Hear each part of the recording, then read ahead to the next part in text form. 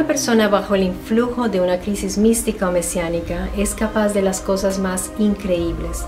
Y hoy, en este top, vamos a recorrer por los meandros más oscuros de la mente humana. Número 6. Este lugar lo ocupa un joven que burló la seguridad de la jaula de los leones en el Zoológico Metropolitano de Chile para enfrentar su muerte o su salvación milagrosa, ya que creía ser un enviado de Dios, creía ser Jesucristo.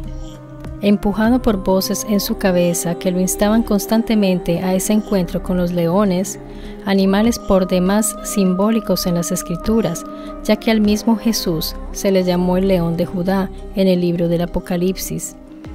Es muy posible que Franco Ferrara, a sus 20 años, hubiera indagado en Internet y haya empezado a elucubrar toda una fantasía mesiánica que, combinada con la muerte de su madre cuando él apenas era un adolescente y su vida era muy difícil, fueron un caldo de cultivo para una psicosis que, al no ser tratada, fue empeorando cada vez más. Con impotencia, las personas observaron al joven entrar a la jaula y desnudarse para entregarse a su propio sacrificio.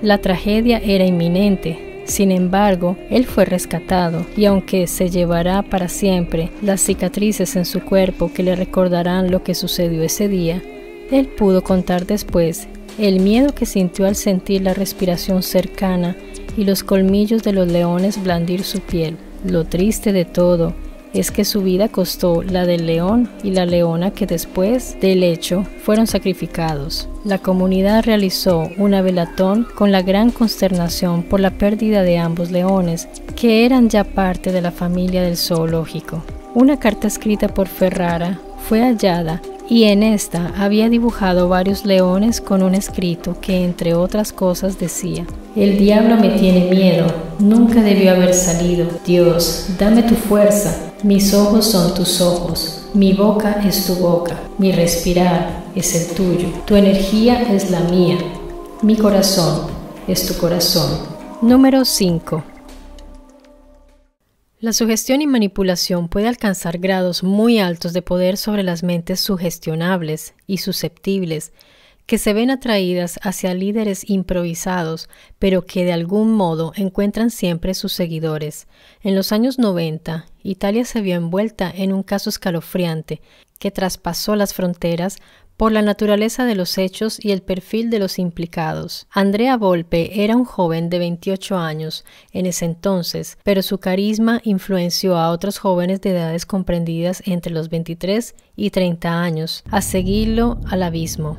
En esos tiempos del death, thrash, black metal, la naranja mecánica, Marilyn Manson, Slayer, Cannibal, entre otros, se formó un grupo llamado Las Bestias de Satanás.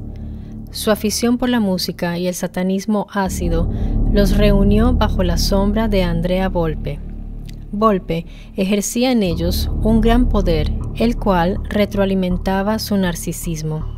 Su autoconvicción de superioridad fue capaz de hacer que los otros lo siguieran en el crimen de la exnovia y de otros jóvenes, crímenes en algunos casos cometidos directamente y otros fueron suicidios inducidos por él y sus secuaces. Se les juzgó por 3 crímenes, pero en realidad se cree, por hallazgos posteriores, que fueron muchos más, ya que en la zona donde actuaba el grupo encontraron más cadáveres y se perdieron más personas. De este caso hallarás un sinnúmero de videos en YouTube, ya que fue muy famoso. La BBC catalogó este caso como el más perturbador de la historia de Italia después de la guerra. Número 4. Hemos visto ya el poder que puede ejercer un individuo sobre otros, sea por su carisma, aguda inteligencia o simplemente por decir lo que otros desean escuchar. Basta conocer un poco la naturaleza humana para implantar esa semilla que el manipulador irá irrigando hasta que dé frutos y frutos muy dañinos. Ramón Castillo, conocido después como Antares de Luz, era un joven a quien le gustaba la música, jugar fútbol con sus amigos, en fin, un joven con variados intereses y muy sociable, pero desde el 2006 empezó a cambiar. a hablar de cosas raras, como por ejemplo de un ser que hospitaba en su estómago. Sus amigos y allegados empezaron a notar en él estos cambios, pero jamás se imaginaron lo que en su mente se estaba incubando. Simplemente cuando hablaba del fin del mundo fechado para el 2012, sonreían. Imagino que no era muy raro. Si vemos todo el revuelo que causó ese supuesto fin del mundo, él sería solo uno más, de los crédulos. Pero claramente no fue así. Él era conocido por dictar clases de flauta. Tocó con un grupo que se disolvió por sus raros arranques. Sus amigos se iban alejando, pero en su lugar fueron llegando otros, atraídos por sus discursos de autoconocimiento y curación, los cuales promovía en Facebook bajo la fachada de ser una compañía discográfica. Descubrió que estos jóvenes de buenas familias podían mantenerlo pagándole por sus cursos. Se reunían y convivían, se intercambiaban parejas, y Castillo empezó a exigir a sus adeptas favores sexuales. Él decía que no podía embarazar a nadie, ya que era un enviado directo de Dios. Decía ser Dios mismo encarnado, y por lo tanto ninguna mortal podría engendrar un hijo suyo, y por este motivo no usaba ninguna protección. Pero un día retuvo a una de las seguidoras llamada Natalia Guerra por varios días y la obligó a estar con él. Ella resultó embarazada. ¿Cómo podría explicarlo? Le dijo al grupo que ese niño era el anticristo que venía a detener su misión y que había que acabar con él. La muchacha mintió a su familia, dijo que estaba de viaje por Sudamérica, de modo que no se enteraron de esa situación. Al nacer el bebé, Castillo ordenó a todos armar una hoguera. Amarraron al pequeño de tan solo 2 días de nacido y sin que nadie lo detuviera, lanzó al bebé a las llamas. Esto no lo presenció el grupo, puesto que, según sus declaraciones, ellos oían los llantos, pero no vieron qué hizo exactamente Antares con el niño, ya que su líder les ordenó apartarse del lugar mientras se deshacía del recién nacido. Después de ser buscado hasta por la Interpol, fue hallado colgado de una viga en una casa abandonada de Perú. Al sentirse ya arrinconado por la policía, se suicidó para no pagar lo que hizo ante la justicia humana. Número 3. Por el puesto anterior del top, pudimos ser testigos de que caer en las manos equivocadas al nacer es una desdicha, pues un pequeño e indefenso niño no puede defenderse, y tal fue el caso del pequeño Dima Katsashuk.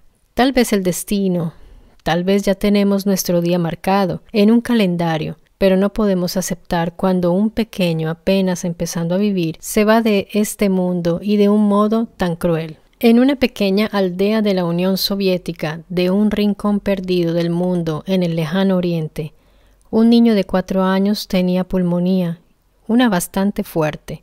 Sus padres, en medio de la preocupación, corrieron a buscar ayuda, pero no al sitio que seguramente cualquiera de nosotros llevaría a su pequeño hijo. No, lo llevaron a un chamán, una mujer chamán coreana, la cual ejerce una tradición milenaria que se creía desaparecida, pero que con la desintegración de la Unión Soviética regresó para quedarse como solución a todos los males de la población.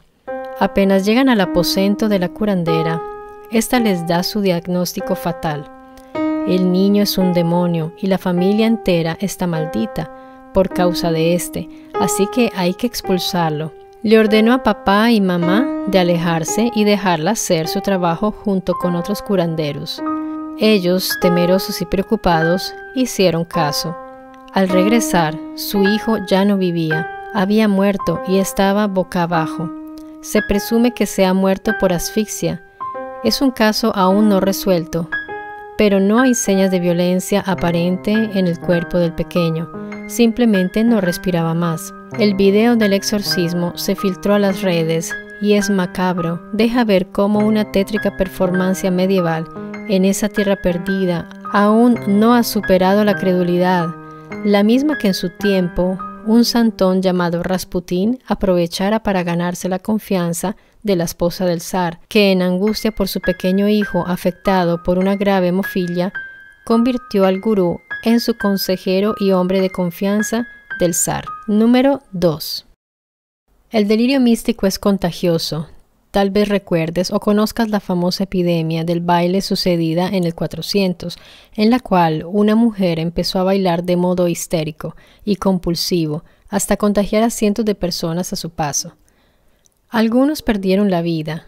Es un caso que podría hacer reír hoy, pero que en su momento dejó varias familias en desgracia. Varios historiadores han tratado de entender lo que sucedió. Hay una posible explicación científica, pero la teoría que hasta hoy más ha sonado es la de un delirio o histeria colectiva. Te traigo esto a colación para que entiendas que el siguiente lugar del top tiene antecedentes porque aunque parezca imposible que otras personas se contagien de un delirio, haya sucedido y sigue sucediendo aún hoy. Gabriela y Silvina perdieron a su madre al morir de diabetes.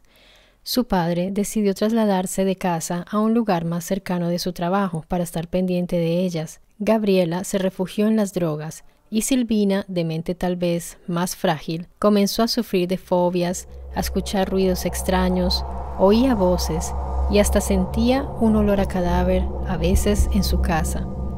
Esa espiral psicótica de Silvina arrastró también a Gabriela y a su padre, que poco a poco fueron cayendo en un delirio de tres. La situación se volvió tan exasperada que fueron a hablar con un sacerdote, pero esto no hizo más que aumentar la psicosis, ya que el religioso les dijo que después de visitar la casa, se había dado cuenta que el lugar estaba poseído. Les sugirió ir a un lugar de culto y purificarse, y así lo hicieron ellos. Comenzaron a reunirse con un grupo religioso y allí realizaron baños de purificación. Después de los baños, se sintieron aliviados, pero luego las cosas volvieron a tomar un vuelo incontrolado. Después, Silvina declararía que en la casa se rompían los bombillos, las cortinas se corrían solas, el ventilador se prendía y se apagaba. Un día creyeron ver la cara del diablo en un espejo y el padre lo rompió, pero el rostro del padre comenzó a volverse rojo y empezó a vomitar sangre. Silvina entró en trance y comenzó a hablar con voz de hombre. Fue tanto el estruendo de gritos, llantos y rezos que los vecinos acudieron y vieron por la ventana a Silvina apuñalando al padre. La escena era de terror. Los tres desnudos, el padre en el piso en medio de sangre y sus vísceras esparcidas por el piso. Velas, objetos de santería, libros de magia. Era un teatro del horror. En el pecho del padre había un dibujo de un círculo con un triángulo en el centro. Toda una carnicería con trasfondo místico en medio de un delirio compartido, en el cual la paranoia se retroalimentó entre los tres y no encontraron una ayuda de terceros que los pudiera sacar de ese trance. Número 1. El hecho que se gana este lugar es el más ominoso, sea por la edad de la víctima como por el autor o autores de semejante atrocidad. Se trata del peor filicidio cometido en España y tal vez de todos los tiempos. La pequeña Rosa, o Rosita, de 11 años, era una hermosa niña. Vivía con sus padres y su abuela en Almansa, España. Su madre era una curandera famosa que curaba mediante la imposición de manos. Era conocida ya como la curandera de Almansa. Nadie se podía imaginar que esas mismas manos, que se suponía milagrosas y benefactoras en la sanación, serían las que literalmente le arrancarían la vida a Rosita. Esa mañana del 15 de septiembre del 1990, Rosita y sus hermanos fueron a la escuela como cualquier día. Una vecina de la madre de la niña fue a recogerlos al colegio. Cuando llegaron a la casa, la madre de la niña bajaba las escaleras desnuda y la tía de Rosita sostenía un cuadro de la Virgen en sus manos. En la casa estaban también el padre y la abuela de la niña. La madre de Rosita, en un extraño trance, ordenó a las otras dos caminar solo por las baldosas negras y quitarse las prendas de vestir de ese color para alejar influencias demoníacas. Comenzaron a destrozar los muebles y luego subieron las gradas. Se encerraron con la niña, comenzaron un ritual dantesco. La madre y la tía de Rosita, desnudas, decían que eran Jesús y María y que se tenían que casar. La niña trató de defenderse, pero la tomaron entre todas porque la madre decía que Rosita estaba embarazada del diablo y que la espada del mal estaba dentro de ella. La madre, si la podemos llamar así, de Rosita, Le extrajo con sus propias manos los intestinos y todas las vísceras de sus entrañas, produciéndole un dolor indescriptible a esa pobre criatura que debió gritar con todas sus fuerzas antes de expirar por un shock hipovolémico. El dictamen forense declaró que le dejaron solo el vaso y estómago. Al oír los gritos, el padre y la abuela trataron de abrir la puerta, según sus testimonios, y cuando entraron se abalanzaron contra la mujer a sacarle los ojos.